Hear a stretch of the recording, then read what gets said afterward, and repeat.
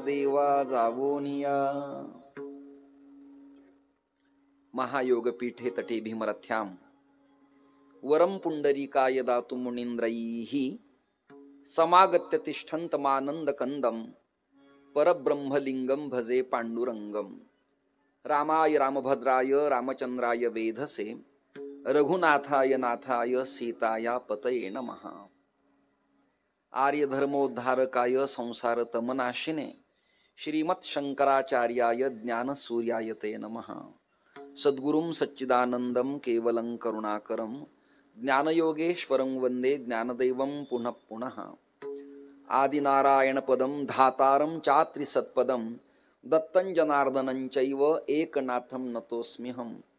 तुका तुकावा परब्रह्मरूपी तुकिता तुका पावला सस्वरूपी। तुका स्वामी हे नाम वाचेसी गाता बहुसा निळा पावला वरमहाता। सकल संतांच्या चरणावरती आणि देवतांच्या चरणावरती माझा माथा अत्यंत विनम्रतेनं नतमस्तक करत आध्यात्मिक सांस्कृतिक राजकीय ऐतिहासिक वैदिक आणि पुरोगामित्वाचा वसा आणि वारसा लाभलेलं हे पारनेर नावाचं अत्यंत देखणं नगर गाव शहर। इथे प्रभू रामचंद्राचं मंदिर, इथे कालभैरवाचं स्थान, इथे भगवान सिद्धेश्वराचं पवित्र उमापतीचं मंदिर। या गावाला परमार्थाचा वसा हा पूर्वापारच आहे। पिंपळनेर नावाचं तीर्थक्षेत्र आपल्या जवळच आहे। विरोळीचा पिंपळेश्वर आपल्या जवळच आहे। पळशीच्या रुक्मिणी पांडुरंग परमात्म्याचं जुनाट जुनं अत्यंत रेखीव चोखीव मंदिर आपल्या जवळच आहे। श्री ताहराबादकरांच्या वंशातील वनकुटेकर महाराजांचा प्रभाव या भागात अधिक प्रमाणात असायचा। माझे ज्येष्ठ गुरुबंधू आदरणीय वेदांताचार्य श्री पुंडलिक शास्त्री जंगले महोदयांचं अत्यंत प्रेम या गावावरती आहे। अनेकांच्या कथा सचिन महाराजांनी आपल्या समस्त मित्र परिवाराला बरोबर घेऊन या मंडपात ठेवल्या। कधी इकडे तोंड करून कथा झाली, कधी तिकडे तोंड करून कथा झाली। जागा आणि मंडप मात्र तोच आहे। एकदा अचानकच अवकाळी पाऊस आला आणि सभामंडप सोडून मला मंदिरात कीर्तन करावं लागलं होतं। असो, वेळ आपल्याला खूपच कमी आहे। आज या दोघांनी जी आरंभाला चाल गायली ना, ती जाम चाबूकच अप्रतिम चाल गायली तुम्ही, एकदम सुंदर नंबर एकच। म्हणजे मला तुम्हा दोघांना आलिंगन देताना कंठ गदगद होत होता, पण कीर्तनाची काही मर्यादा आहे म्हणून मी खाली उतरलो नाही। अतिशय सुंदर तुम्ही उत्तम तऱ्हेचं गायलंय। मी तर सचिन महाराजाला असं म्हणेल, कीर्तन कोणाचेही ठेवा, पण माझं जर कीर्तन असेल तर भैया संवादिनीला हे 2 पोरं पखावजाला आणि हे गायला कंप्लीट करा। उगी गाबाळे लोक बोलून मंडपात गर्दी करण्यापेक्षा 4 जाणकार असावेत, त्याप्रमाणे तुम्ही अतिशय उत्तम अफलातून गायले। चित्रीकरण करणारे त्या यूट्यूब चॅनलचे 2 कॅमेरे त्यांना मी धन्यवाद देतो। प्रत्यक्षदर्शी जे चित्रीकरण पाहताय त्यांनाही धन्यवाद देतो आणि एडिटिंग नंतर पुन्हा जी कीर्तन आपली पाहणार आहे त्यांनाही मी धन्यवाद देणार आहे। या बाजूचे टाळकरी, त्यांचे गुरुजी, माता भगिनी, आबालवृद्ध। पारनेरची एक खासियत आहे, रामायणाला भागवताला माऊलीच्या चरित्राला माता भगिनींची गर्दी या मंडपात पहिल्यापासूनच जास्त असते। पारनेरला पुरुष मंडळी कमी होत चाललेले, त्याचं दुःख आणि खेद वाटतो मला। देवाने असं करू नये, त्यांनाही आयुष्य द्यावं आणि त्यांच्याही करवी अर्धा मंडप भरावा अशी भावना व्यक्त करायला काय हरकत नाही। मी आल्या आल्या आमच्या ऋषिकेश सचिन बडवे यांच्या निवासस्थानी थांबलो। त्याच्या मातेनं आणि त्यांना शक्य तेवढी सेवा माझी करण्याचा प्रयास आणि प्रयत्न केला। आदरणीय कथेच्या सांगतेनंतर ज्यांच्या मुखातनं कथा होती ते सचिन महाराज सेटे मला त्या निवासस्थानी भेटण्यासाठी आले। आपुलकीनं मला आलिंगन आणि नमस्कार केला। मीही त्यांना अंतःकरणापासून आशीर्वाद दिला। प्रसिद्ध कथाकार कीर्तनकारांच्या कथा कीर्तन व्हावेतच, पण महाराष्ट्रात आपल्या संप्रदायातलं एखादं लेकरू कथेवर जाऊन मंचावर तत्वज्ञान सांगत असेल तर गौरवानं जुन्या लोकांना त्याची पाठ थोपटावी असा पवित्र काळ आलेला आहे। त्यांना चान्सेस द्यायला पाहिजेत। अनेक कथाकारांना साथ दिलेले अरुण भैया हे कथेत आपल्या तंतुवाद्याच्या माध्यमातून एक रसस्वादन निर्माण करणारा मनुष्य आहे। येवलेकरांचा तबला अतिशय शार्प आहे, म्हणजे तो जर आज आत्ता इथे असता तर काळीला टीपला मी तो लावायला तुम्हाला लावला असता, पण 3चा काळ आता गेलाय। सगळे स्वर सगळे प्रमाण मला काळी 3ला म्हणता येत नाहीत, मात्र मी उखळीकर दादांनी, श्री जगताप महाराजांनी बीड जिल्ह्यातले, त्याच्या महादेव महाराज जगताप, श्री इंगळे महाराज, मी आणि राऊत बुवांनी काळी 3ला कीर्तनं केली आहेत. नंतर आम्ही पांढरी 3ला आलो, मग पुन्हा काळी 2ला आलो, नंतर पांढरी 2ला आलो आणि आता पुन्हा काळी 1ला. काळी 1 नंतर पुन्हा वर जाणं चांगलं नसतं.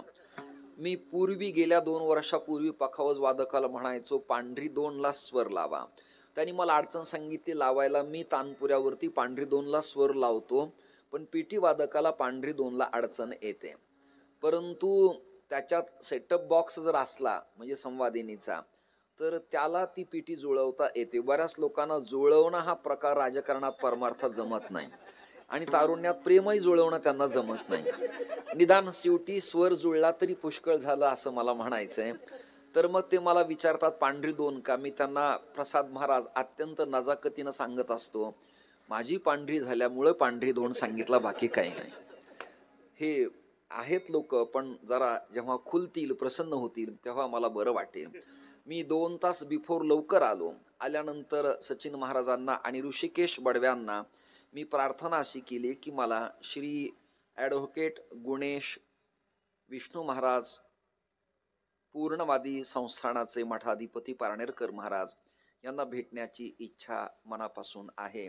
पण तिकडनं या असा निरोप न आल्यामुळं मला इथे मंडपात यावं लागलं. चला, मोठी माणसं असतात. विठ्ठल विठ्ठल विठ्ठल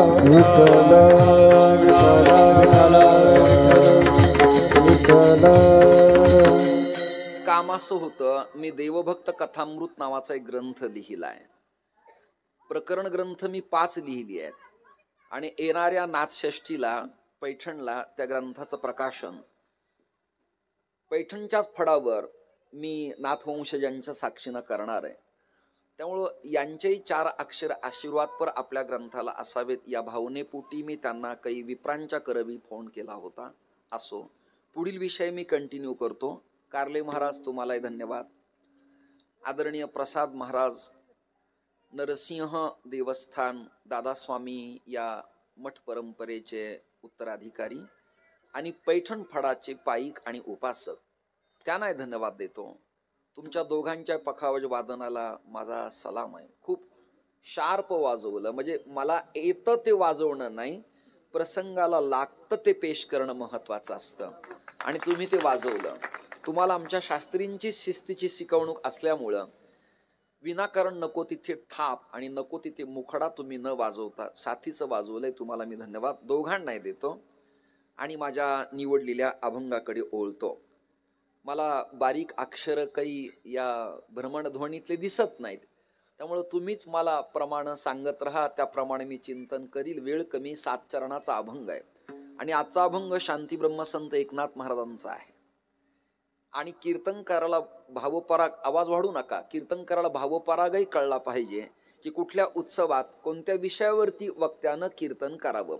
त्याला न्याय वेद वेदांत उपासना येत असली तरी देशकाल परत्वे त्या प्रसंगाला काय अपेक्षित आहे तेवढंच बोलावं.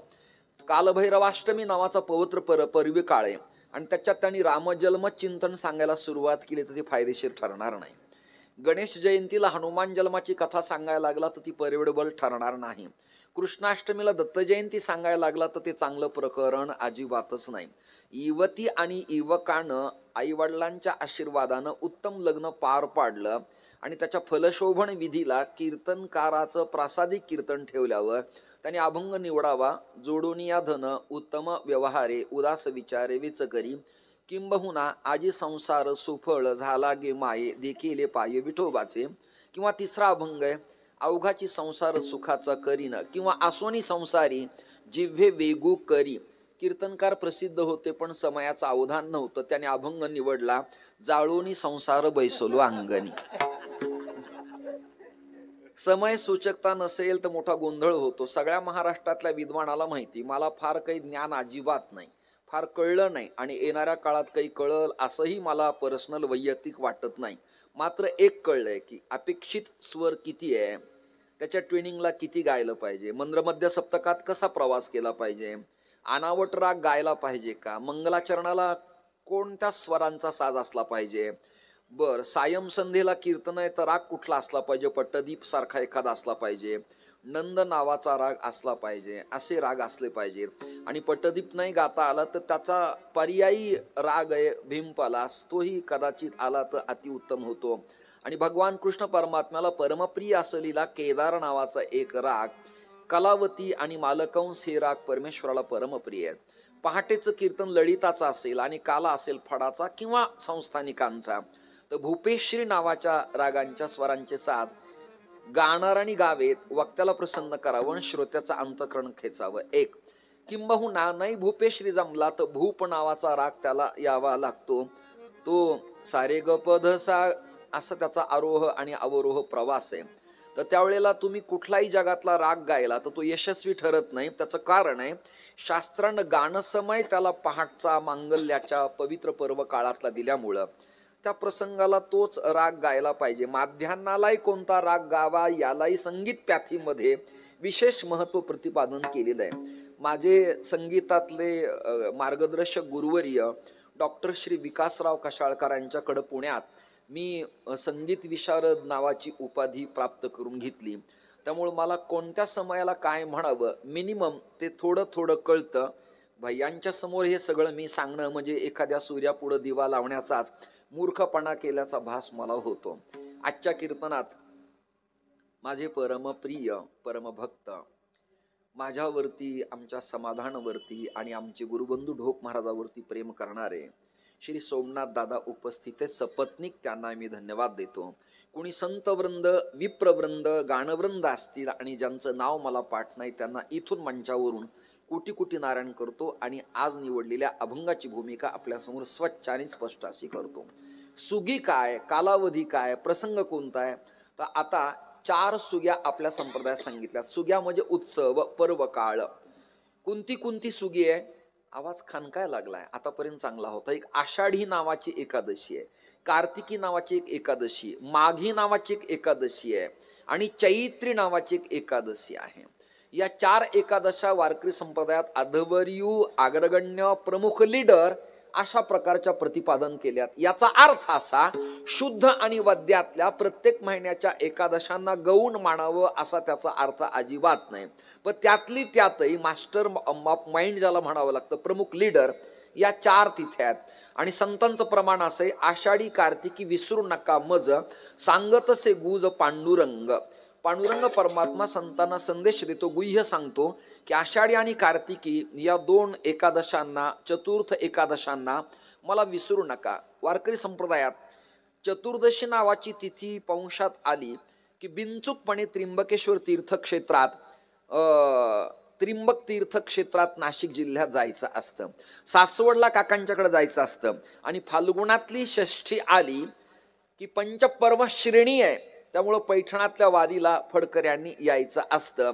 आणि बीजेला जगद्गुरु तुकोबारायांच्या वैकुंठ गमन सोहळ्याला देहू तीर्थक्षेत्रात जायचं असतं. असा सरासरी आपल्या संप्रदायाचा नियम आहे.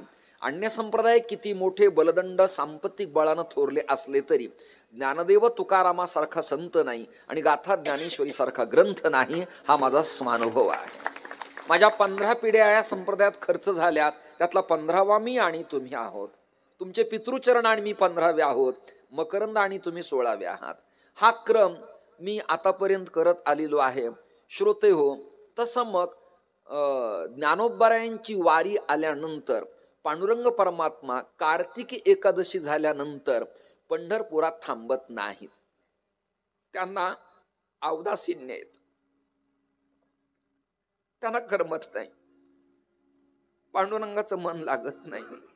रुक्मिणीचाही कंठ गदगद होतो, पुंडलिकाचाही संदेश येतो. दिंडीरवण अवघ हळहळ करतं. लोहदंड तीर्थातलं पाणी तापवावं गॅसवर, चुलंगणावर, एखाद्या शेगडीवर, तसं लोहदंड तीर्थातलं पाणी दिंडीरवनातलं म्हणजेच पावटण पाटण म्हणजे पंढरपुरातलं, मी नावं तुम्हाला भिन्न भिन्न देतोय, ते उकळायला लागतं. वाहता वाहता तिथली नाव शांत बसते. जसं कन्हैयाची बासरी ऐकल्यानंतर यमुना जळ स्थिर स्थिर आहे, रविमंडळ स्तब्ध होतं. तद्वत कार्तिकीची वारी आणि समाधी सोहळा प्रकरण पंढरपुरात निरोप गेला की देवाला करमत नाही, औदासीन्य प्राप्त होतं. पुढचं वाक्य ऐका. जोगेश्वरीलाही करमत नाही, पुढचं वाक्य ऐका. तिचा जो कांत आहे, वल्लभ आहे, यजमान आहे, पती आहे, मालक आहे, त्या कालभैरवालाही करमत नाही. पद्मावती जगदंबेलाही करमत नाही, पुढचं वाक्य ऐका. हजेरी मारुतीलाही करमत नाही. मारुतीराय पण हलतात, इंद्रादी देव येतात, आदी उपलक्षणानं सगळ्यांचा समावेश आला. ब्रह्मा चतुरानन आला, श्री शिवतत्व सिद्धेश्वर त्या देवस्थानात आले, उमासती पार्वती आली, रमा म्हणजे लक्ष्मी आली, नारायण म्हणजे विष्णू आले, रुक्मिणी आली, रामचंद्र आले, सीता आली, दंडकारण्य आलं, सह्याद्री पर्वतांच्या रांगा आल्या, कौलगिरी पर्वत आला, ब्रह्मगिरी पर्वत आला, भागीरथी कुशावर्त तीर्थ, यमुना गोदा गंगा आणि वृद्ध गंगा आणि चंद्रभागा आणि कृष्णा आणि वेणा या सगळ्या नद्या आळंदीच्या दिशेनं पाऊलवाट करतात. कारण असं आहे, जीवाचा जीवलग, प्राणाचाही प्राण, सख्यांचाही सखा. एक वाक्य बोलतो, कळणारे लोक टाळ्या देतील. जीवनात मित्र मिळतो पण सखा मिळत नाही, लक्षात धरा. हे सखे तिमत्वा प्रसभम यदुक्तम. सखा नावाचं प्रकरण एक स्वतंत्र अशा प्रकारचं आहे.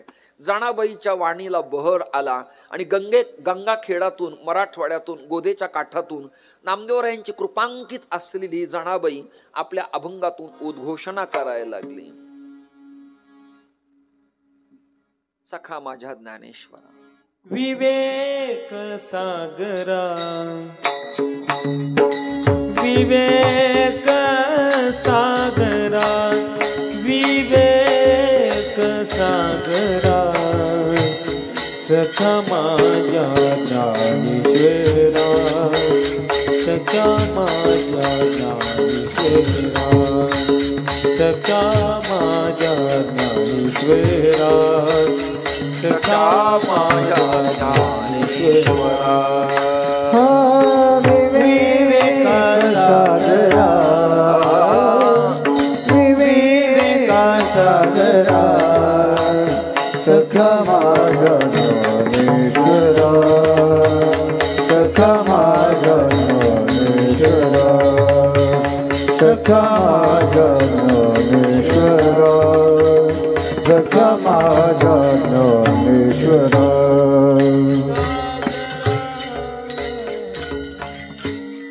सागर अटलांटिक, पॅसिफिक, अरबी समुद्र सागरच आहेत ना, पण विवेकाचा सागर जगाच्या पाठीवर एकच आहे. वा वा येवलेकर, जगाच्या पाठीवर एकच विवेकाचा सागर आहे आणि त्याचं नाव कैवल्य चक्रवर्ती संत सम्राट श्री ज्ञानोबा आहे. सचिन महाराज ज्ञानोबाऱ्यांची कथा सांगतायत ना, मग मी इथे आता भागवत सांगण्यात मजा नाही, मी आता रुक्मिणी स्वयंवर सांगण्यात मजा नाही, मी चांगदेवांचं चरित्र सांगण्यात मजा नाही, मी आता गणपतीचा इतिहास सांगण्यात मजा नाही, मी आता मारुतीरायाचं स्वतंत्र चिंतन करण्यात मजा नाही, मी संप्रदायाचा विकास आणि उदय सांगण्याची आवश्यकता अजिबात नाही. कथेचा समावेश, येणाऱ्या कीर्तनकारात अभिनिवेश आणि एकत्रीकरण असलं पाहिजे, तरच येणाऱ्या वक्त्यांना तो विषय टच होतो आणि पुढचं वाक्य ऐका भैया, हृदयाला परतत्व स्पर्श होतो. विवेक सागरा. काय होतंय, तुम्ही तिकडच्या लोकांची सूचना ऐकता आणि आवाज वाढवता. जे मन लावून ऐकणारे त्यांना मंडपात पुष्कळ जागा आहे, अजून जेवढे बसलेत पुरुष तेवढे लोक बसू शकतात. ते बसल्या बसल्या त्यांच्या क्वाटवर आणि बसल्या बसल्या ओट्यावर त्यांना आवाज पोहोचावा आणि एवढ्या बिलात माझं कीर्तन त्यांना ऐकून जावं असं माझं कोर्टात ॲफिड्यूट झालेलं नाही. ते आलेशान पेशव्यासारखं निवांत घरी बसतील, जहागीरदारासारखं ते चालणार नाही. आवाज वाढवू नका. आवाज वाढवला की ब्लास्ट होतो आणि जेवढा आवाज वाढवावा तेवढा वक्त्याला त्याचा आवाज प्रभावाने वाढावा लागतो, मग त्याची मॅचिंग होत असते. मला ट्विनिंग शास्त्र परमेश्वर कृपेने उत्तम कळतंय, त्यामुळे तुम्हाला मी बोललो. बाकी तुमचं माझं भांडण अजिबात नाही आणि तुमचाही दोष नाही. गायक वादक ऐकणारे आवाज वाढवा म्हणत असतात, माझं यापेक्षा वेगळं म्हणणं आहे. कीर्तनात आवाज वाढवण्यापेक्षा सचिन दादा जाताना काही वाढवा. मराठी कळते ना तुम्हाला सगळ्यांना. जरा खोलत राहा, हलत राहा, प्रसन्न राहा. काही लोकांना चिंतन करा, गांभीर्याचं चिंतन करा, विनोद करा. काहींना प्रसाद महाराज कळतच नाही, त्यांच्यासाठी माझ्याकडे वाक्य, खुलता कळी खुलेना. तरी मुडदाड हसलेच नाहीत. विठ्ठल विठ्ठल विठ्ठल हाला.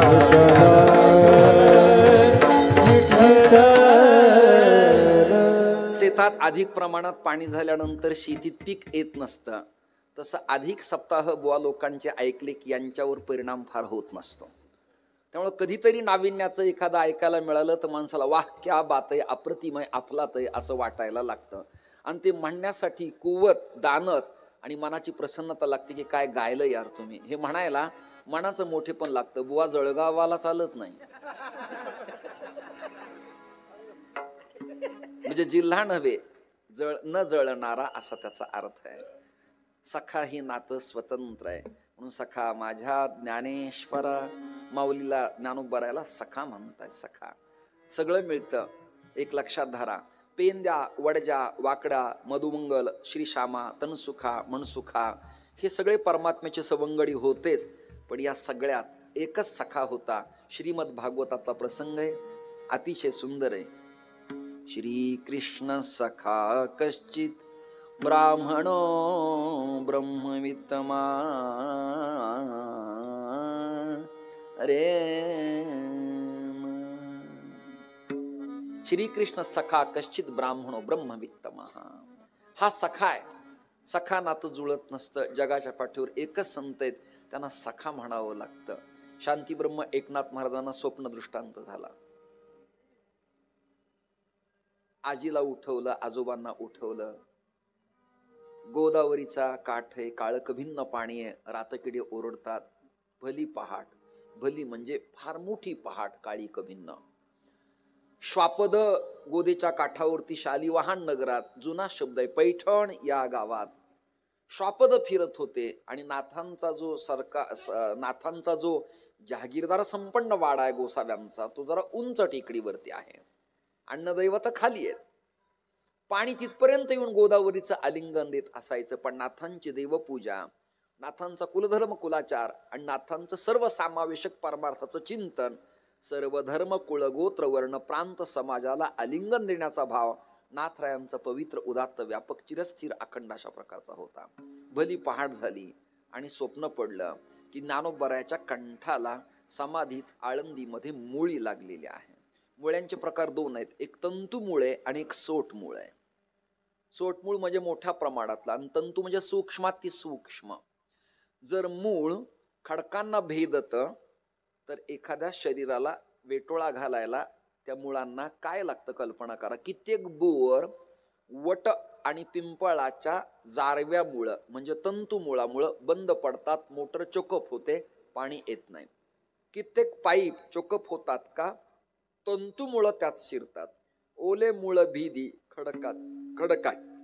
खडकाचे अंग. विठ्ठल विठ्ठल विठ्ठल विठ्ठल विठ्ठल विठ्ठल. अभ्यासासी सांग कार्य सिद्धी, अभ्यासासी सांग कार्य सिद्धी, अभ्यासासी सांग कार्य सिद्धी. ओले मुळ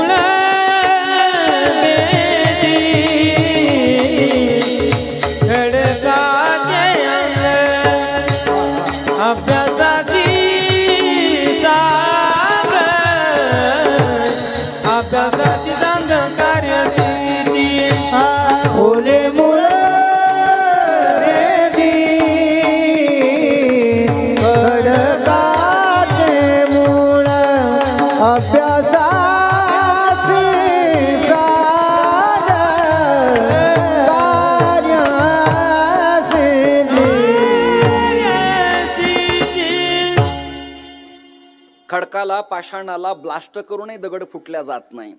त्याला त्या घोट्यानं फोडावं लागत होतं. 72च्या काळात गरीब लोक खडी फोडत असायचे आणि त्या सुकडीवरती पाणी टाकून गोळाचा खडा टाकून जगत असायचे. त्याचा मी स्वतः अनुभवी एक सदस्य आहे.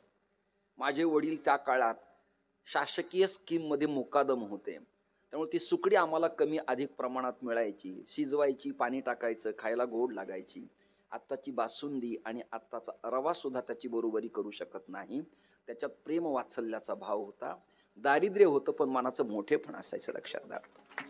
आज ते समाप्त झालंय. खडकांना फोडून फुटत नाही, पाथरवाटाला दगड काढता येत नाही, परंतु अभ्यासाची कार्यसिद्धी असल्यावर तंतुसोट मुळं सुद्धा खडकात शिरतात आणि आपली सत्ता स्थापन करतात. वाक्य नीट ऐका. म्हणजे कार्यसिद्धी अभ्यासाची असेल तर कुठल्याही प्रकरणात आपला अभ्यास स्टडी असेल तर आपली मुळं तिथे घालता येतात. माझा स्वतःचा अनुभव आहे. मी पंडित वाचस्पती नाही, पण प्रयत्नवादाच्या लवचिकपणानं प्रत्येक जिल्ह्यातल्या सदस्याच्या अंतःकरणात प्रेमवात्सल्याचे माझे तंतू समाविष्ट आहेत, लक्षात घ्या तुम्ही. नवीन जेवढे महाराष्ट्रात ते कीर्तनकार पोर आणि पुरी आहेत ते मला आदराने बाबा म्हणतात. त्याचं कारण आहे, मी कोणाची निंदा केली नाही, कोणाची टीका केली नाही. तो माझाच आहे, हा माझाच आहे, ती पोर माझीच आहे. या भावनेपुटी जर भैया आपण जीवन जगलो तर आयुष्यात काही कमी पडत नाही.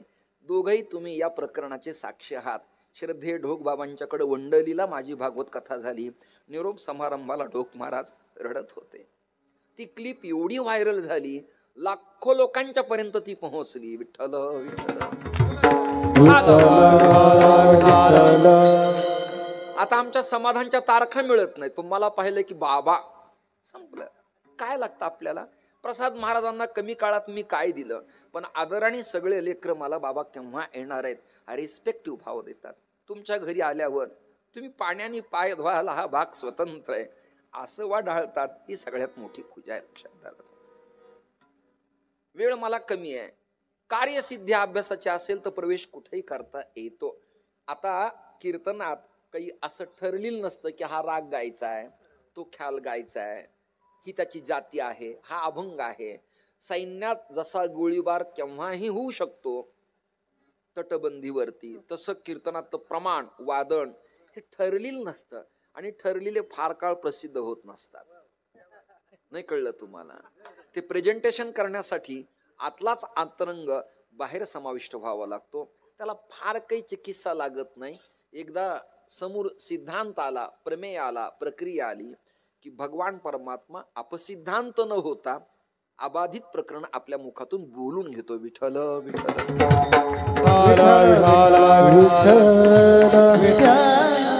स्वप्न पडलं भल्या पहाटे खडखडून नाथ महाराज उठले, गंगेचं स्नान केलं. त्या काळात कडाक्याची थंडी, कार्तिकाचा महिना जरा डोळ्यासमोर आणा. दिवाळीला एकेकाळी उठवत नव्हतं, आपल्या सगळ्यांना उठवत नव्हतं. आईने उठायचं, उठ बाळा आंघोळ कर, उठ उठ. तरी आपण नाही, आई थोडं पडू दे मग करेल. असं कळत कळत सूर्य उदय व्हायचा आणि नरकासूर आपल्यावर आक्रमण करायचा. आता नरकासूर नसला तरी अनेक नरकासूर महाराष्ट्रात आहेत की ज्यांना राम कृष्ण देव धर्म संत देवी देवता आवडत नाहीत. हे नरकासूरच आहेत. विठ्ठल विठ्ठल विठ्ठल.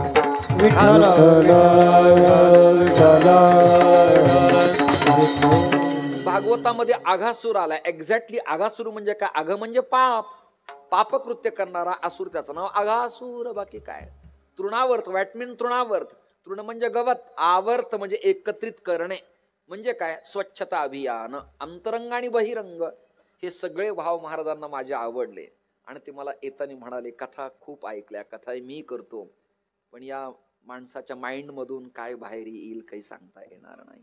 मला फार बरं वाटलं. मला ते सिनियर मोस्ट आहेत, त्यांचं वय थोरलंय माझ्यापेक्षा, मी त्यांना कमी आहे, परंतु एकामेकाला प्रेमभाव देणं महत्वाचे. उखळीकर असतील, संदीपान दादा असतील, पांडुरंग बाबा घुले असतील, मोठ्यातली मोठी मंडळी असतील, शास्त्रीजी असतील, आमचे जंगले महाराज, तुंतुणे शास्त्री, या सगळ्यांनी मला प्रेम दिलं. माझा एक स्वभाव आहे, आपल्या पाश्चात्य आपलं नाव घेऊ न घेऊ घेता सज्जनांची नावे. विठ्ठल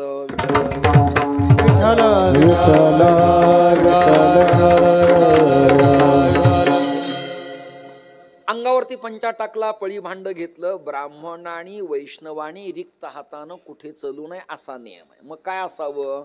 आपल्या हातात चंदनाची डबी असावी, बुक्का तरी असावा, वैदिकाच्या हातात पळी भांडा असावं, काही नसलं तर छोट फुलपात्र जवळ असावं. देवाच्या दर्शनाला जाताना रिक्त जाऊ नये. रिक्त पाणी पश्येत राजानाम देवता गुरो.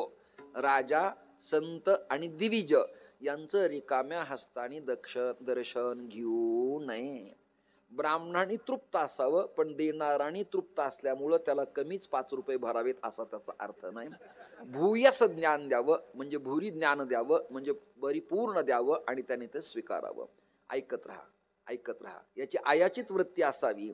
पण त्याचा प्रपंच विकून कीर्तन करायची वेळ त्याच्यावर येत असेल तर ही आयाचित वृत्ती कामाची त्यालाही नाही आणि समाजाला नाही. वेळ आपल्याला खूप कमीत. खरं तर मला या अभंगावर कंटिन्यू 4 दिवस पाहिजेत. विश्रांतीचे स्थान संतांचे माहेर, कंटिन्यू म्हणजे नॉनस्टॉप, अगदी पूर्वजांच्या पासून ते ज्ञानोबरायांच्या समाधी प्रकरणापर्यंत सगळ्या लीला आणि कथानक प्रतिपादन करता येतात. चतुशतकाचा चित सूर्य, तुकोबाऱ्यांचं चरित्र आणि कैवल्याचा पुतळा ही प्रकरण मी 7-7 दिवस कंटिन्यू सांगितली. यावर्षी मात्र आळंदीला मी एकही कीर्तन घेतलं नाही, कारण स्पीकरचा गोंगाट, कर्कश आवाज, पखवाजाचा ब्लास्ट होणारा आवाज, यात्री करू ऐकतात, टेस्ट घेतात, पटलत उभा राहतात, बोटासहित बसतात, नाही तर निघून जातात. कशासाठी कीर्तन करायचे? एकही कीर्तन स्वीकारलं नाही. मला तीव्र शांततेची सवय, आणि ती सोलीव शांतता नसेल आणि मंडपाच्या मागं जनसेट किंवा जनरेटर वाजलं तर मग तर माझी वास्तुशांती झालीच समजायची. मला शांततेची सवय, माझा गुणदोष तुमच्या समोर मांडून दिला मी. नाथ महाराज रिक्त जाऊ नये या करिता त्यांनी काय केलंय, एक सुपारी घेतलेली आहे, त्याला पोगी फल म्हणतात. सुपारी घेतलेली आहे, ती पण पांढरी नाही, जुनी गावराणी सुपारी घेतलेली आहे, आपल्या उपरण्यात बांधली.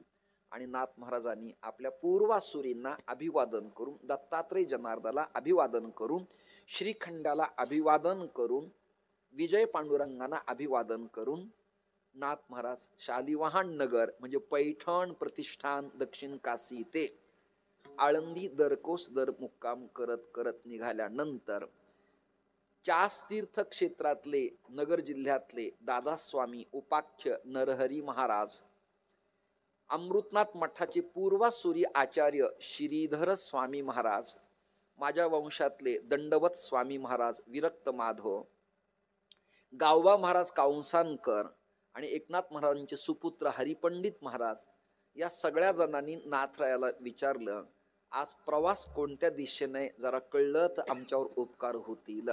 नाथ महाराजांच्या मुखातून शब्द द्रवला, अरे प्रपंचात सासूरवाशिनी स्त्रीचं आई वडिलाचं गाव जसं माहेर असतं तसं वारकऱ्यांचं माहेर पंढरपूर आहे आणि अभ्यासक संतांचं माहेर आळंदी असल्यामुळं मी काय करणार आहे, विश्रांतीचे स्थान संतांचे माहेर, विश्रांतीचे स्थान संतांचे माहेर, विश्रांतीचे स्थान संतांचे माहेर, विश्रांतीचे स्थान संतांचे माहेर, विश्रांतीचे स्थान संतांचे माहेर, विश्रांतीचे स्थान संतांचे माहेर, विश्रांतीचे स्थान संतांचे माहेर, विश्रांतीचे स्थान संतांचे माहेर. या भूमीवर अलंकापूर ते, या भूमीवर ते, या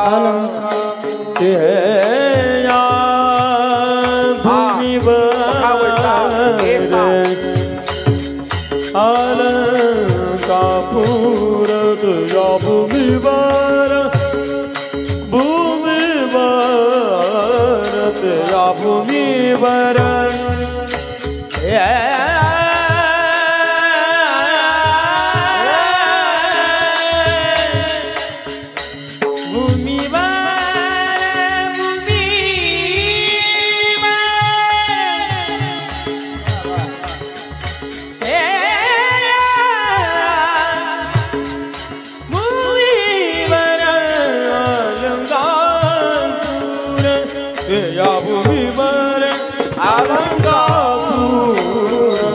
स्थळी माझ्या जीविता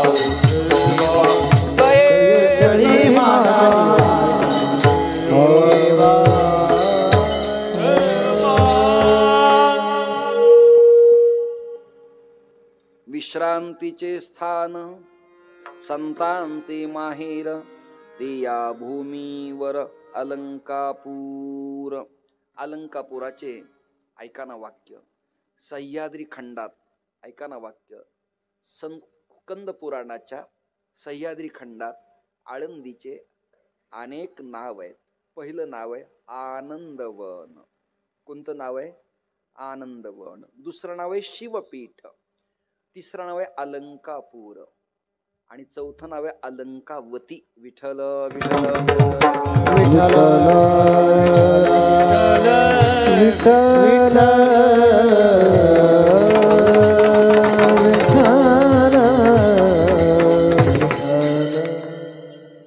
समर्थांच्या दासबोधात काही ओव्यात त्या आपल्या कानावरती घालतो. आपल्या बुवा लोकांना हे प्रकरण चालत नाही. त्यांना कविता गाणे पोवाडे चालतात, पण हे सहन होत नाही.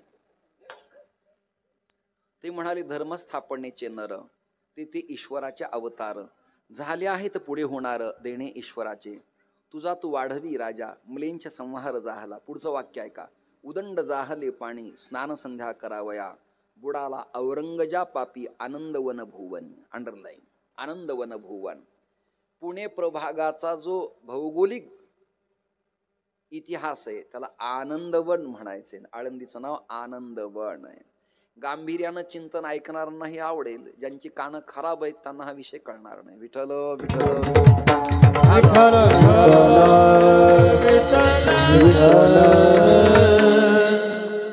ते लेकरू कोणाचे ते घ्या. अनाथ असेल तर मला द्या.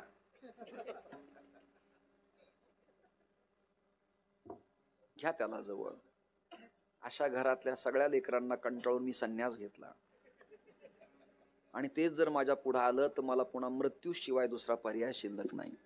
त्यामुळं मी एक नवीन सिनेमा काढणार आहे. तो पारनेरलाच रिलीज करू. त्याचं नाव आयानो लेकर सांभाळा. आणि कदाचित सेन्सर बोर्ड त्याला मान्यता दिली. विठ्ठल विठ्ठल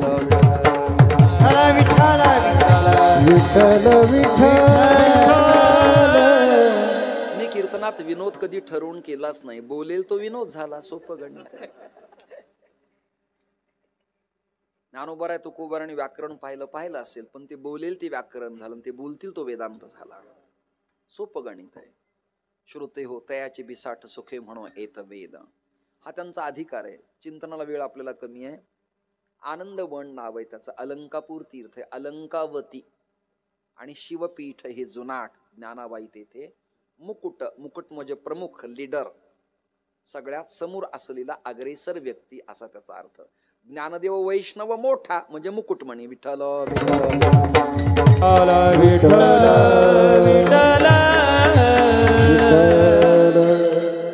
कदाचित तुम्हाला विषय हृदयाला घर करील. तुम्ही सगळेच आळंदीला राहिलेले आहेत किंवा काही राहिले नसतील की जातील. पुढचं वाक्य ऐका. आम्ही आळंदीला जात असताना सगळेजण आमच्या सगळ्यांच्याच घरी 18 विश्व दारिद्र्य होतं. वाक्य नीट ऐका. आम्ही या शब्दात कॉमन महाराष्ट्रातले सगळे बुवा आले. आमच्याकडे काही नव्हतं. अंगावरचं वस्त्र, एक वही, एक पिशवी, हंतरून टाकायला एक चटई आणि अंगावर ओढायला एक कपडा, माधुकरीचं ताट, भाजीला कढीचा डबा, ग्रंथ व्याकरणाची वही ठेवायला एक पेटी, ज्ञानेश्वरीला गाथ्याला व्यासपीठ आणि एक लेखणी. तिथं गेल्यावर पाळीची माधुकरी प्राप्त झाली. 4 घरी मधुकरी भिक्षा मागावी लागली आणि मधुकरी भिक्षा मागत मागत 4 वर्ष कंप्लीट झाल्यावर चातुर्मास श्रवण केला पंढरपुरात. आणि अक्षर न लिहिणारी अक्षरशत्रू, घरात संस्कार नसलेली, गाई गुरांना सांभाळणारी, वंचित दीन दुबळे अपंग समाजापासून बाजूला ठेवलेली, गावात किंमत नसलेली अशी लेकरं सर्व धर्मातली आळंदीला गेली आणि त्यांना आपल्या आईनं माऊलीनं लेकी लेक आले म्हणून कुशीत घेतलं आणि आपलं पांघरून त्या लेकरांच्या अंगावर टाकलं. आज महाराष्ट्रातले बुवा लोक, कुणी रामायणाचार्य झाला, कुणी भागवतातला प्रवक्ता झाला, कुणी वेदांताचा आचार्य झाला, कुणी वाचस्पती झाला, कुणी नैयायिक झाला, कुणी मीमांसक झाला, कुणी अद्वैत वेदांतातला अस्खलित बृहत प्रस्थानत्रयाचा जाणकार झाला. ही कृपा कोणाची आहे? त्या माहेरातली आहे. माहेरातली लेकीला सासूरवाडीत काही पण मिळू द्या, पण कंटाळलेली लेक जाई नगे माये भेटे न माहेरा आपुलिया. सासूरवासिनीचं सुखाचं स्थान जसं माहेर आहे, तसं या संसारूपी जगतातल्या प्रपंचाच्या सासराला कंटाळलेली जीव नावाची स्त्री हुंदका फोडते, बॅग पिशवी टाकते आणि माऊलीच्या समाधीला आलिंगन देते. कारण संतांचे माहेर कुठे ते या भूमीवर अलंकापूर. तये स्थळी माझ्या जीवीचा ओठेवा, तये स्थळी माझ्या जीवीचा ओठेवा, तये स्थळी माझा जीवेचा ओठेवा, तये स्थळी माझा जीवेचा ओठेवा, तये स्थळी माझ्या जीवीचा ओठेवा, तये स्थळी माझा जीवेचा ओठेवा. नमीन ज्ञान देवा जावोनी या, नमीन ज्ञान देवा, नमीन ज्ञान देवा, नमीन नमीन नमीन ज्ञान देवा. हा वा, म्हणा ना काय म्हणा ना, चांगलं म्हणताय तुम्ही. जय जयवंती आहे.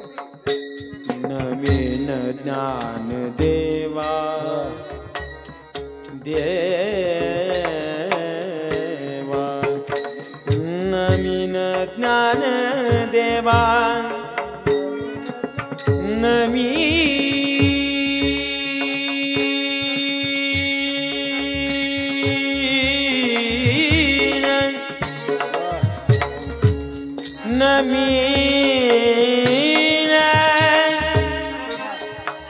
ज्ञान देवा, नवीन. आता यांच्यासारखाच आवाज यांचा करा ना. हा, नवीन ज्ञान ज्ञान देवा,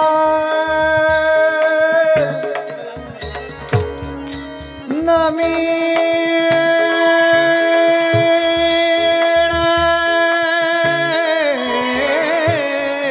ज्ञान देवा.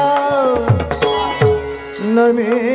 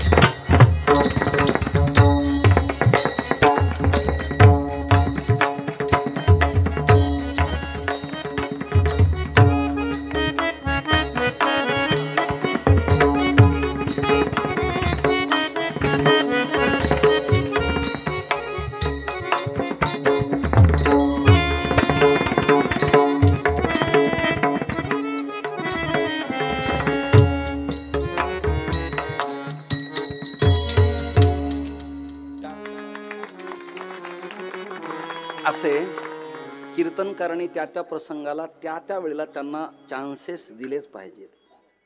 पखावज वादकाला वाढवा म्हटलो की नाही मी, त्या प्रसंगाला सोलोला.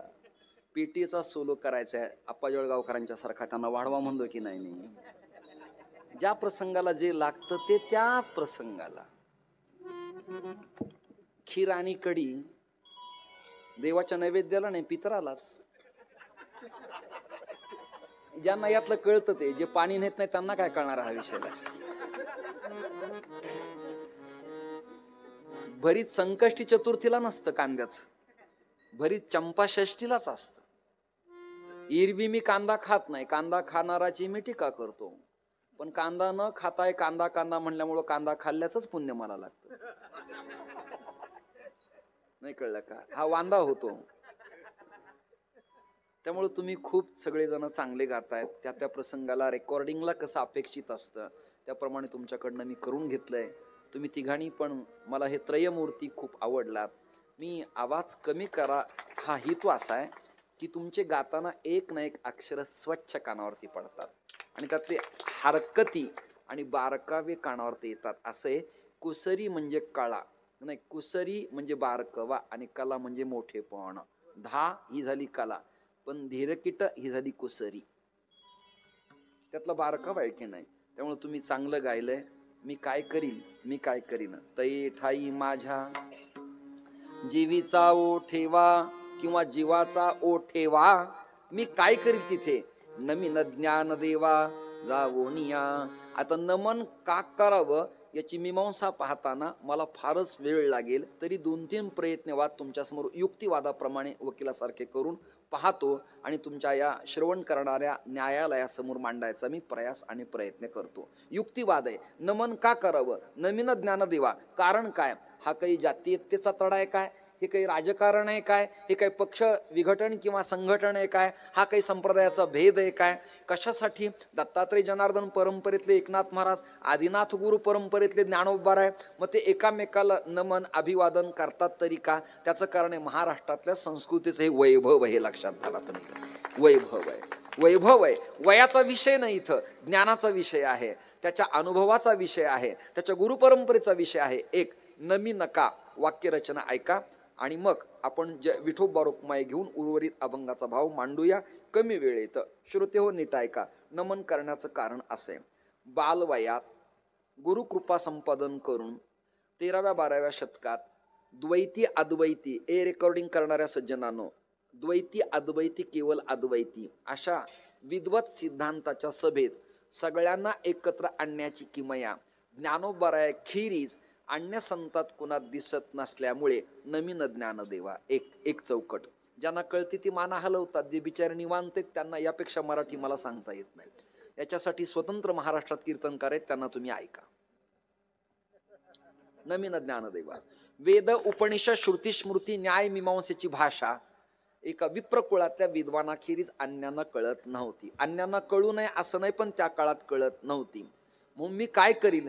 ब्रह्मविद्येचा सुकाळ करील मी काय करील? या ऐकणारांचं जे कोरडभाऊ क्षेत्र आहे, जिरायत आहे, म्हणजे शेती 70 एकर आहे पण पाण्याचा अभाव आहे, त्यामुळे पीक घेता येत नाही आणि उत्पन्न होत नाही. अशा बहुजन कुळ गोत्राच्या जीवांचं तत्वज्ञानापासून वंचित असलेलं कोरड क्षेत्र मी माझ्या तत्वज्ञानाच्या पाण्यानं ओलिता खाली आणील. 18 दरवाजे वर करील. गीतेचे किती आहेत? ज्ञानेश्वरी किती आहेत?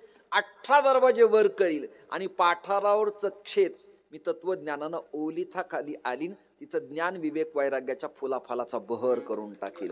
हा संकल्प यापूर्वी कुणाला करता आला नाही, म्हणून नवीन ज्ञानदेवा जाऊन या. अगम्य अगोचर अनंत अमाप लीला आहेत. विज्ञानालाही सिद्ध होत नाही. विज्ञानाला ब्लूटूथच्या माध्यमातून कोणाला सप्लाय द्यावा लागतो, म्हणजे मोबाईल मधनं साऊंड मध्ये येतं, मोबाईल मधनं टीव्हीच्या बॉक्स मध्ये आपल्याला दिसतं, काहीतरी माध्यम आहे त्याला अदृश्य रूपाचं. पण ज्ञानोबारायांच्या डोक्याला स्पर्श केल्यानंतर यपश्यती सपश्यती चक्षुंश पश्यती अग्निमेळे पुरोहितै ज्ञानदेव म्हणे बोले रघुवेद आणि ओंकार हा शब्द प्रणवाचा स्पर्श केला आणि पैठणात अरेडा वेदांच्या रुचा बोलायला लागला. वेदमंत्रांच्या रुचा बोलणं अवघड आहे, त्याला स्वरित आहेत, त्याला दात्त, उदात्त, अनुदात्त आणि प्रचुर स्वर आहेत. त्यातला स्वर जर हलला, गांधर्व महाविद्यालयात परीक्षा देताना आवर करताना स्वर अनावट आला तर परीक्षक म्हणतो बुवा चांगलं गायलंय, थांबा तुम्ही बाजूला, याचा अर्थ आपण नापास आहात. मला आलेला अनुभव सांगतो तुम्हाला. बुवा छान गायलंय, बसा तुम्ही निवांत. समजावं बुवा छान गायलंय हा आशीर्वाद नसून आपल्याला मिळालेला लाल सेरा आहे. पण ते वाईट बोलत नाहीत, वा छान गायलंय बुवा, बसा. हा पण तुमच्याकडनं काय झालं, लोचणी का लोचणी हा प्रॉब्लेम झाल्यामुळं आपण चांगलं गायलंय, बसा. नाही कळलं तुम्हाला? कीर्तन का कीर्तन हे तुम्हाला छान गायलंय पण बसा, अशी पुण्यातली पद्धती. मग ती गांधर्व महाविद्यालयाची असेल किंवा भारतीय पुणे प्रसारक मंडळाची मिरजेची असेल. मी तुम्हाला कळण्यासाठी सांगतोय, सगळ्यांनाच कीर्तन कळावं असं नाही.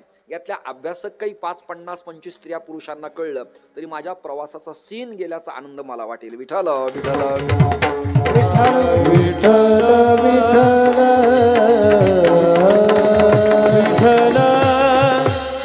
वेदाची स्वरित जर चुकली तर काय होतं, मंत्र चळे थोडा तरी धडची होय वेडा, तरी धडची होय वेडा, तरी धडची होय वेडा. मंत्र होय थोडा तरी धडची होय वेडा, तरी धडची होय वेडा, तरी धडची होय वेडा. मंत्र चळे थोडा, मंत्र तळे थोडा तरी धडाची होय वेडा, धडची होय वेडा, धडची होय वेडा. मंत्र तळे थोडा धडची होय वेडा, धडची होय वेडा, धडची होय वेडा, धडची होय. मी माझ्या जीवनातली चूक सांगतो. शाबासकी सांगितल्यावर कोणी पण प्रसन्न होतं.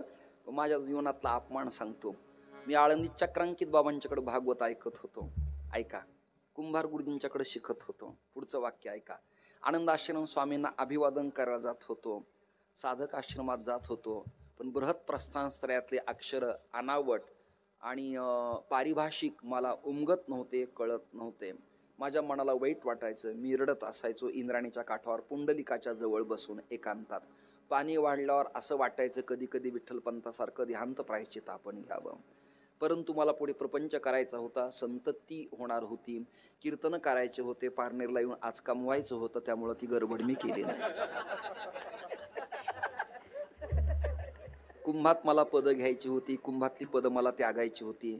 आणि इसवी सन 2015 साली मला संन्यास घ्यायचा होता दंडी. त्यामुळं मी ठरवलं की आत्ता एवढ्यात गडबड आपल्याला काही नको, मरण अटळच पण सद्यस्थितीला नको.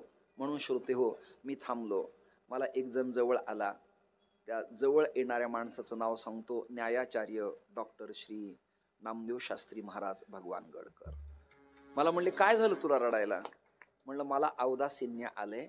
विप्रकुळात जन्मून म्हणजे ब्राह्मणांच्या घरात जन्मून सुद्धा मला वेदांची मंत्र चांगली म्हणता येत नाहीत. काय करावं ते कळत नाही. त्यांनी मला प्रमाण दिलं. ते प्रमाण असे, अरे वेदाचा तो अर्थ आम्हासीच ठावा. वारकरी संतांचा अभिवादन आहे. तुला मंत्र नाही म्हणता आले तरी चालतील, पण आळंदीत जर शिकलास तू तर वेदांचे अर्थ तुला सांगता येतील. हे प्रमाण मला ठसलं, पटलं. माझं डोळ्याचं पाणी मी स्वतःहून पुसलं आणि श्रीभी चितळे गुरुजींच्या पाठशाळेत मी प्रवेश केला. तर मंत्र सुरू होते तिथे. आम्हाला संध्येपासून आरंभ. घरी तुमच्या काय येतं त्याला काही अर्थ नाही. पाठशाळेत गेले की अ ब क ड पासून सुरुवात. तुम्ही ग्रामीण भागात पखवाज वाजवत असाल तर वैद्यवांच्याकडे गेल्यावर, डवरी गुरुजींच्याकडे गेल्यावर, श्री आदरणीय सुभाषभाऊ देशमुखांच्याकडे आल्यावर, अभिमन्यू आबा मुळ्यांच्याकडे आल्यावर, रामभाऊ काजळ यांच्याकडे आल्यावर, पंडित भवानी शंकरांच्याकडे आल्यावर, भागवत घोरपडकर गुरुजींच्याकडे आल्यानंतर प्रताप पाटलांच्याकडे आल्यानंतर सुरुवात पुन्हा न ता अ क अ त धेत धीर किट ग क अ कत ही अक्षरं शिकावी लागतात. नाही हो मी वाजवतो गावी, तू वाजवतो पण असं वाजवावं लागतं, असं वाजवावं लागतं. नाही मी आळंदीला न जाताच कीर्तन करतो. कीर्तनच काय तू मंडप करशील तयार, पण तुला शिकावं लागेल. विठ्ठल विठ्ठल विठ्ठल मला मंत्रच येत नव्हते. अपोहिष्टा मयो भुवस्तान ऊर्जे दधातना. ते स्वर चुकले की गुरुजी मला म्हणायचे, आतापर्यंत हजारो विद्यार्थी माझ्याकडे शिकले, पण तुझ्या एवढा निर्बुद्ध प्राणी मी अजून पाहिला नाही. मला वाईट वाटलं. मला गुरुजी निर्बुद्ध म्हणाले. पुन्हा मी भेटलो शास्त्रींना. काय करावं ते म्हणले, चल माझ्याबरोबर नथुबाबांच्याकडं. मोठे बाबांच्याकडं, नथुबाबांच्याकडं मला ते घेऊन गेले. आणि नथुसिंग बाबा दौऱ्याचे मालक आमच्या, ते मला म्हणाले, अरे ते काय म्हणाले? ते म्हणाले, निर्बुद्ध आहेस तू, म्हणजे नाव न घेता अरेडा आहेस. मग मला नथुसिंग बाबा म्हणाले, आणि गांभीर्य इथं गांभीर्य, इथं गांभीर्य, रस हास्य नाही, इथं गांभीर्याचा रस आहे. नथुसिंग बाबा मला म्हणाले, काय म्हणाले तुला ते? मला निर्बुद्ध म्हणाले. निर्बुद्ध प्राणी जगाच्या पाठीवर एकच आहे, त्याचं नाव महिसी पुत्र आहे, त्याचं नाव अरेडा आहे. पण या रेड्याला कुठंच जरी प्रवेश नसला तरी आळंदी तत्वज्ञानाच्या विद्यापीठात माऊलींच्या करवी अरेडा जर बोलतो तर तुझी काय किंमत आहे लक्षात धर. विषय संपला. अभ्यासकांना विषय कळला. वेदमंत्र नाही आले तर अवघड समस्या, ते शिकलं पाहिजे, परंतु नाही आले तर अवघड आहे. अभंगाचे स्वरितही अवघड आहेत. कोणत्या अभंगात कोणत्या अक्षराला सम आहे आणि कोणत्या अक्षरावरती आघात द्यावा याला स्वरित आणि समांतर न्यास म्हणतात. विठ्ठल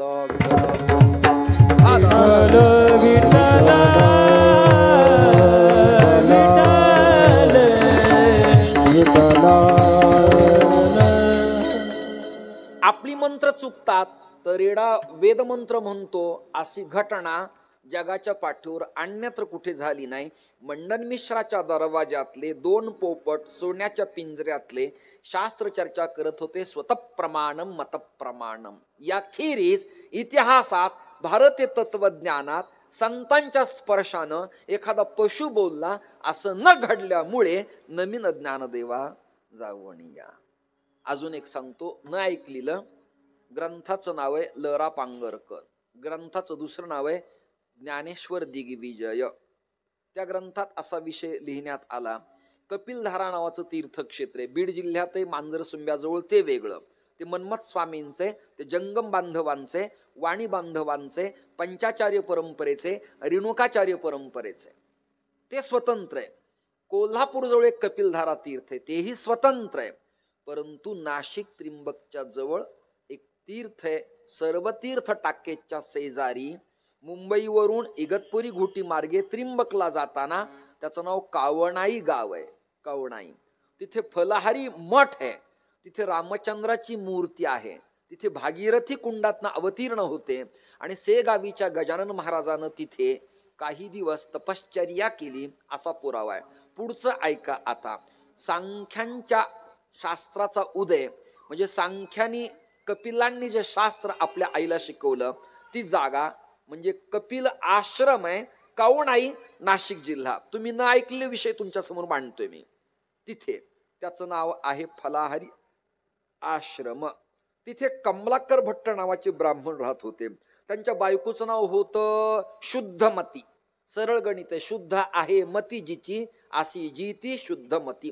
विमलमती, सात्विक, स्वच्छ, असूया नसलेली, लोकाची शेजारणीची निंदा टीका न करणारी, मुरडत हसत इतराचा अपमान न करणारी, तिचं नाव शुद्धमती. ती शुद्धमती होती. ऐका, ती त्या कुंडावर स्नानासाठी गेली. पतीचं धोतर आणि लेकराची लंगोटी पिळून घरी येत असताना भारताची तीर्थयात्रा करणारे नामदेवराय, गोरोबा काका, सावता महाराज, ज्ञानेश्वर महाराज त्या दिंडीमध्ये पाहिले आणि तिची सुदबुदच हरपली. गवळणीने कन्हैयाला पाहिल्यावर गवळणीला वेड लागावं तद्वत ती कपडे धुवायचंच विसरली. तिने काय केलं, धुतलेले कपडे खांद्यावर टाकले आणि आपलाच पदर आपल्या हातानं पाण्यात धुत बसली. बाकीचे लोक हसायला लागले, पण ती शुद्धमती होती, कुणाची टीका करत नव्हती. तेवढ्यात तिचा नवरा बोलवायला आला. अगं 2 तास घंटे होऊन गेले, घरी स्वयंपाक करायचाय, हे संत आपल्या घरी घेऊन जायचे.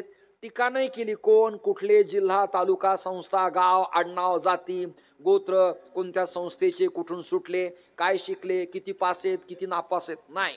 संत आहेत ना, या. कमलाकर भट्टाने सांगितलं आमच्या घरी या. ज्ञानोबाराय नामदेवराय घरी गेले. कावणाई, नाशिक जिल्हा. आडनाव शुक्ल ब्राह्मण, त्यांच्या घरी गेले. माध्यान दिनी, शुक्ल यजुर्वेदाचे अभ्यासक, त्यांच्या घरी गेले आणि त्यांचा पोरगा संताला बोलवायला चाललो म्हणून मागलच्या दरवाजानी जाताना अचानक 10च्या आकडेवाला काळ्या डोंब्या नागत्या लेकराला चावला. नीट ऐका. पंक्तीत आणून ठेविला बाळ, तिथे तो महाव्याळ. अरे पंक्तीत आणून ठेविला बाळ, तिथे तो महाव्याळ.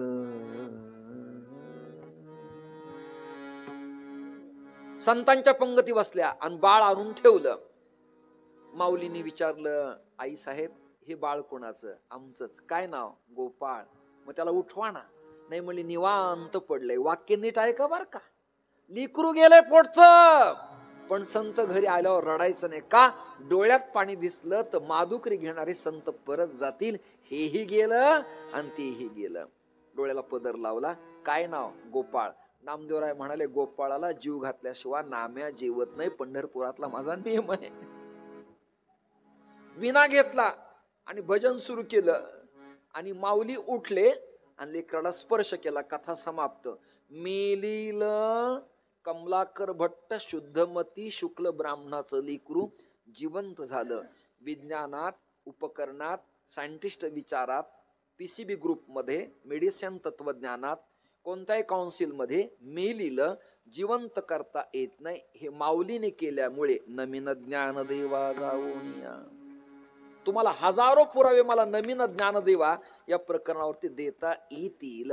गोरोबा काका, चोखोबाराय, सावता महाराज हे अन्य कुळातले संत जवळ आल्यावर माऊलींनी काका म्हणावं आणि आलिंगन द्यावं. या मोठेपणामुळे नमीन ज्ञान देवा जागून या. आई वडिलांनी देहांत प्रायश्चित्त स्वीकारलं. सोपान काका चितकला ब्रह्ममुक्ती आणि परिवारावरती आईचं प्रेम माऊलीने दिल्यामुळे त्या थोरल्या आईला नमीन ज्ञान देवा जाऊन या. पुढचं चरण म्हणा. सिद्धेश्वर स्थान दरुशने मुक्ती. ईश्वर स्थान दरुशने मुक्ती. ईश्वर स्थान दरुशने मुक्ती.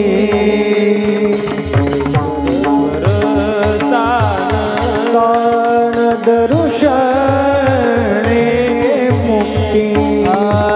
ब्रह्मज्ञान प्राप्ती वटेश्वर. ब्रह्मज्ञान प्राप्ती वटेश्वर. वटेश्वर वटेश्वर स्थळी माझा जीवाचा मोठेवा. स्थळी माझा जीवाचा मोठेवा. ब्रह्मज्ञान प्राप्ती वटेश्वर. ब्रह्मज्ञान प्राप्ती वटेश्वर. वटेश्वर वटेश्वर स्थळी माझा जीवाचा होठेवा. स्थळी माझा जीवाचा होठेवा. होठेवा.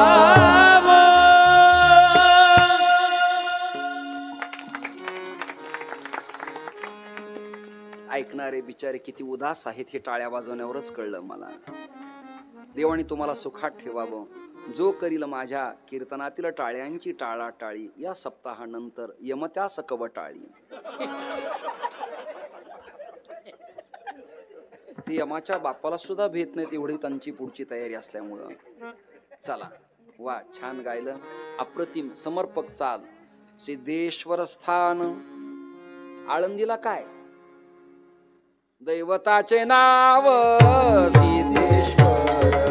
दैवताचे नाव सिद्धेश्वर.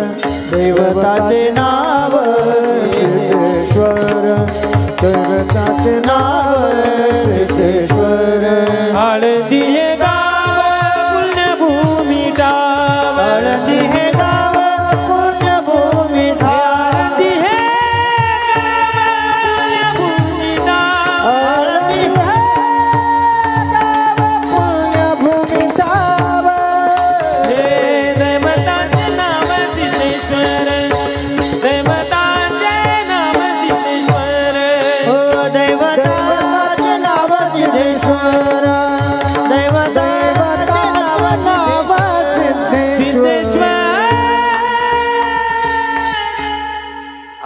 पारनेरच्या जवळच एक गाव आहे, त्याचं नाव सिद्धेश्वरवाडी आहे.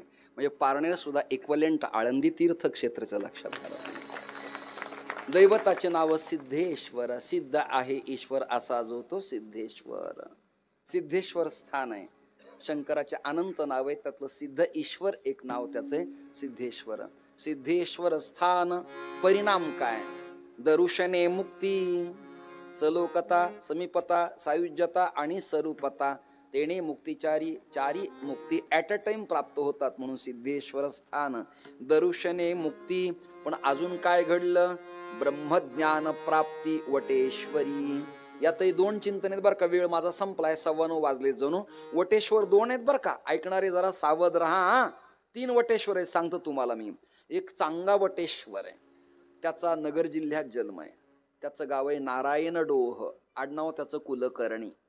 आणि अजून एक चांगा आहे, त्याचं नाव मरुदगण चांगा, त्याचं नाव केशवदास. पुणतांबा, गोदेचा काठ, पुणतांबा, नगर जिल्हा. केवढे भाग्यवान आहेत नगरवाले तुम्ही.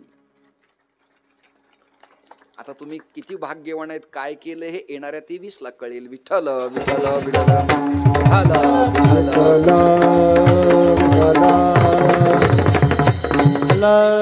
एवढा धार्मिक वसा या प्रभागाला असल्यामुळे धार्मिक कार्यच केलं असावं असा अंदाज वर्तवायला हरकत नाही. सूर्य आणि जयद्रथ 23 तारखेला आपल्याला कळेल. वेळ आपल्याला कमी आहे श्रोते हो. आहा, दरुशने स्थान बर का. मुक्ती आहे तिथे प्राप्त आणि ब्रह्मज्ञान प्राप्ती वटेश्वरी. मग यातला कोणता चांगा?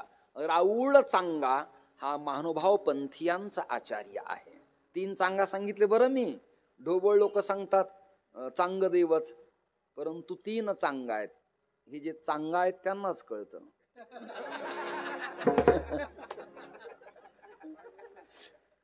अन्यांना कळणं अवघड आहे.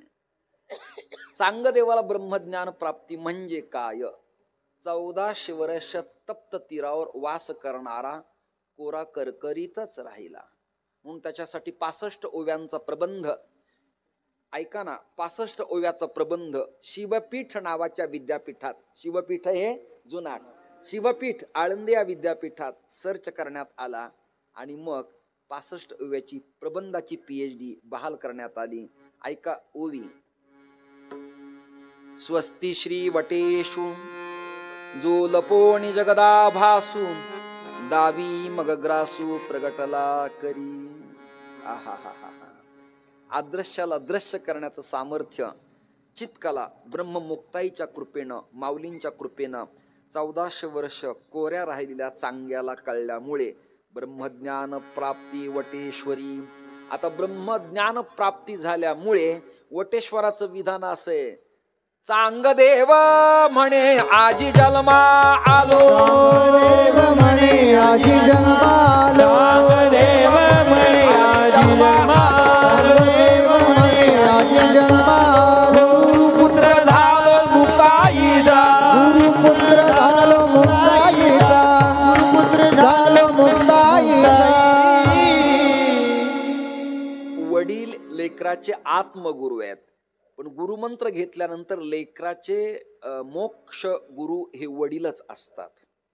ज्याने अनुग्रह घेतला ती माझी लेकर, मी त्यांचा पिता या नात्याने ते नातं असतं. वेळ आपल्याला कमी श्रोते हो. मला जे ज्ञान मिळालं ती माझी गुरु माता आदिशक्ती मुक्ताईंच्या कृपेनं. ज्ञानोबा आहे तिचे गुरु, ते माझे दादा गुरु आहेत. गुरु, परमगुरु, परमेष्ठी गुरु आणि परात्पर गुरु अशी परंपरा प्रतिपादन करण्यात आली. श्रोते हो, तिथे एक अजून स्थान आहे 84 सिद्धांचा सिद्ध बेटी मेळा. दुसरं प्रमाण आहे हा सुख सोहळा स्वर्गी नाही, पाठातला अभंग आहे. आणि इथे एकनाथ महाराज सांगतात 84 सिद्धांचा सिद्ध बेटी मेळा. पुढचं वाक्य आहे का, प्रत्यक्ष स्थापिला कल्पवृक्ष. वाटमीन कल्पवृक्ष असा एखाद्या परिवर्तनवादी किंवा पर्यावरणवादी किंवा सायंटिस्ट विचारवंतानं किंवा इतिहास संशोधन करणाऱ्या बुवानं आपल्याला प्रश्न विचारला तर कल्पवृक्ष म्हणजे नेमकं काय? कल्पिलीलं देतो त्याचं नाव कल्पवृक्ष. मग कोणता कल्पवृक्ष आहे? त्याचं नाव सुवर्ण पिंपळ. ज्ञानोबारायाच्या मातेनं विठ्ठलपंतांच्या संन्यास विधीनंतर 1.25 प्रदक्षिणा त्या पिंपळाला केल्या. जयाची द्वारी सोन्याचा पिंपळ. आता इथं पाठातला श्लोक तुमच्या माझ्या असा आहे, विठ्ठल विठ्ठल विठ्ठल मूलतो ब्रह्मरूपाय मध्यतो विष्णुरूपिणे अग्रत शिवरूपाय अश्वत्थाय नमो नमः किंवा वृक्षराजाय ते नमः. पिंपळात 3 देवता आहेत, ब्रह्मा विष्णू आणि महेश. म्हणून आई साहेबांनी प्रदक्षिणा केल्या. म्हणूनच तो पिंपळ माऊलीच्या दरबारात आहे आणि म्हणूनच तुकोबाराय म्हणाले जयाची द्वारी सोन्याचा पिंपळ. त्याच पिंपळाचं नाव आहे प्रत्यक्ष स्थापिला कल्पवृक्ष. परिणाम काय? तयासी घडता नित्य प्रदक्षिणा. म्हणजे फक्त शिवपुराणात प्रदीप मिश्रा पिंपळाला प्रदक्षिणा मारा सांगतात असं नाही, तर एकनाथ महाराज सुद्धा म्हणाले प्रत्यक्ष स्थापिला कल्पवृक्ष तयासी घडता नित्य प्रदक्षिणा. परिणाम पार नाही पुण्या वास स्वर्गी. अमृतमय वाहे पुढे इंद्रायणी. इंद्रायणीची मोठी कथा आहे, पण घड्याळाकडे तुमचं लक्ष वेळ संपत आलाय. लक्षात धरा तुम्ही. इंद्रायणीचा इतिहास आहे, ग्रंथ स्कंद पुराण खंड सह्याद्री. त्यात कथा अशी आहे, पार्वती आणि शंकर इंद्रायणीच्या काठावर निवांत ध्यानस्थ असताना आकाश मार्गानं इंद्र चालला. इंद्र देवांचा राजा इंद्र चालला विमानातून मृत्यूलोकात पृथ्वी तलावर आळंदीमध्ये इंद्रायणीच्या काठावर. पार्वतीकडं त्याचं लक्ष केंद्रित झालं. कुणाचं? इंद्राचं. म्हणून तर सवेची इंद्रपणाची उटी उतरे. विनाकारण नापास नाही मंडळी, सगळी नापास झाला. लक्ष केंद्रित झालं. शंकराच्या लक्षात आलं. शंकराने डोळे उघडले आणि आत्मज्ञानानं कळलं की माझ्या अर्धांगिनीवरती लक्ष इंद्राचं केंद्रित झालेलं आहे.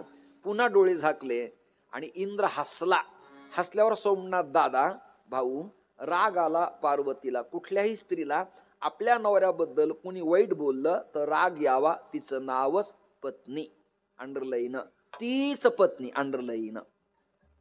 ज्यांना कळलं नाही ते प्रसादाला या सगळे जण. मला यापेक्षा मराठीत बोलता येत नाही.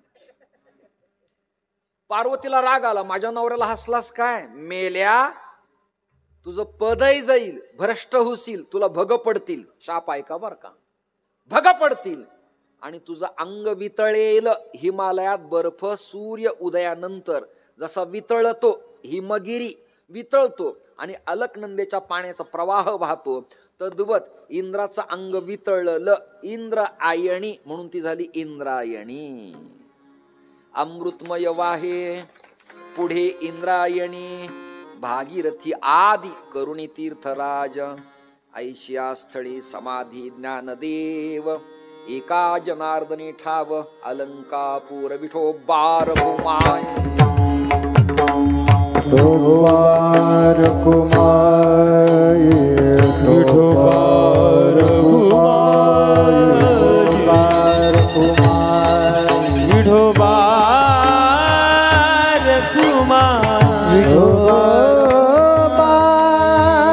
कुमार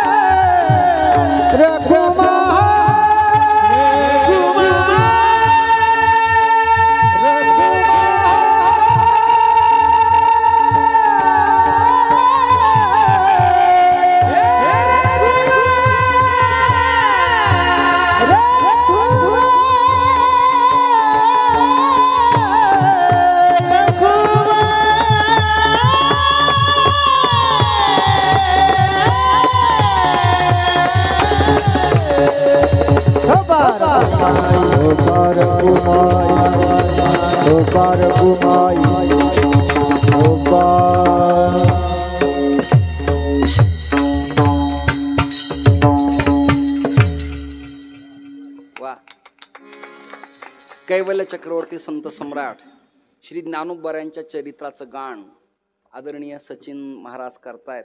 त्याचं एक सूत्र पकडून नाथरायांचा अभंग जणू माऊलींचं चरित्र प्रतिपादन करणार आपल्यासमोर मांडलाय मी.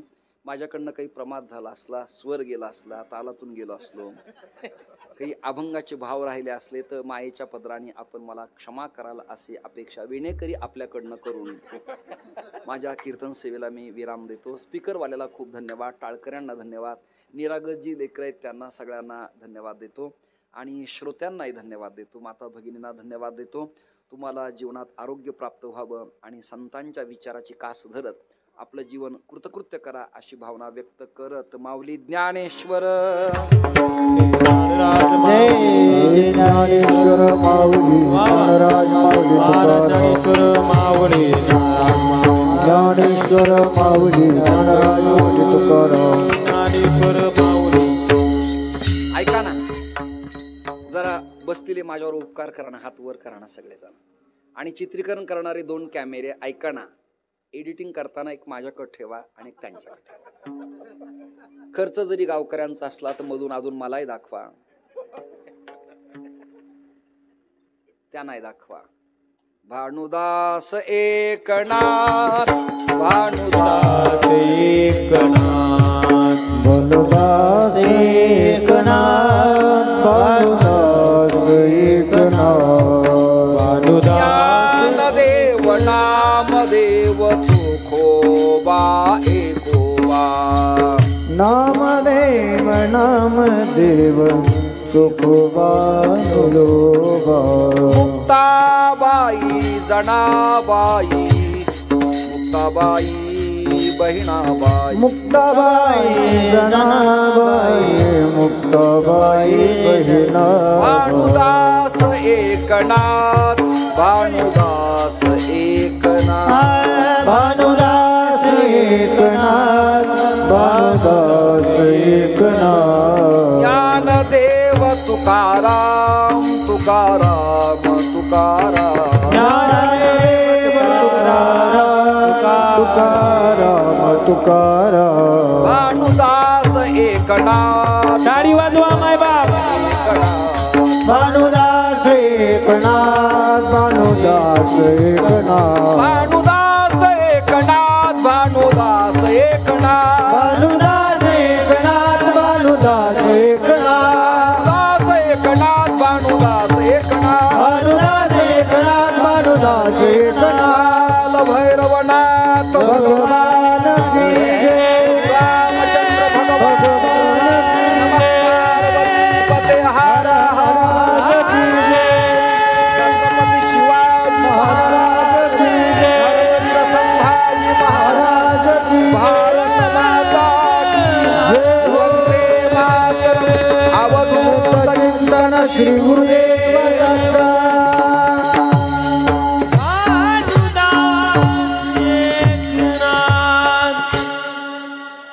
विठ्ठला कोंडतामी झेंडागी वाहते. आपलातून तुम्ही सगळ्यांनी गायले, पुन्हा पुन्हा तुमच्या भेटी व्हाव्यात अशी सप्ताहकर्त्यांना भीक घालून माझ्या कीर्तनाला विराम देतो. त्या आजींना काही बोलायचे वाटतं.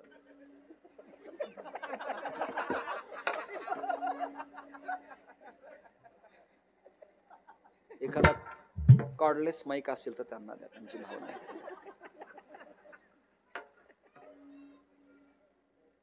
झालेलं कीर्तन झालेलं कीर्तन झालेलं कीर्तन सकल संतांच्या चरणी कालभैरवाच्या चरणी समर्पित. जाता जाता एका वाक्याच्या टाळ्या घेऊन जय विठ्ठल. एकच वाक्य. पारनेर तालुक्यात कालभैरवाच्या पवित्र उत्सवात अमृत आश्रम स्वामीचं कीर्तन का, त्याचं कारण आहे कालभैरवाची सासूरवाडी बीड जिल्ह्यात अंबेजोगाई आहे. तिला असं वाटलं असेल आपल्या माहेरातलं एखादं असावं. सचिन महाराजांना त्यांनी दृष्टांत दिला आणि त्यांनी पूर्तता करत मला बोलवल्यामुळं कालभैरवाला आनंद वाटला असेल. आता येताना जसा कालभैरवाला आनंद वाटला तसं कालभैरवानी यांना जातानाही प्रेरणा द्यावी अशी भावना व्यक्त करत विठ्ठल जय जय विठ्ठल जय जय विठ्ठल बोलिले लेकुरे वेडे वाकुडे उत्तरे करा क्षमा अपराध महाराज तुम्ही नाही उच्चारिला अधिकार करा क्षमा अपराध महाराज तुम्ही आगमन ज्ञानेश्वर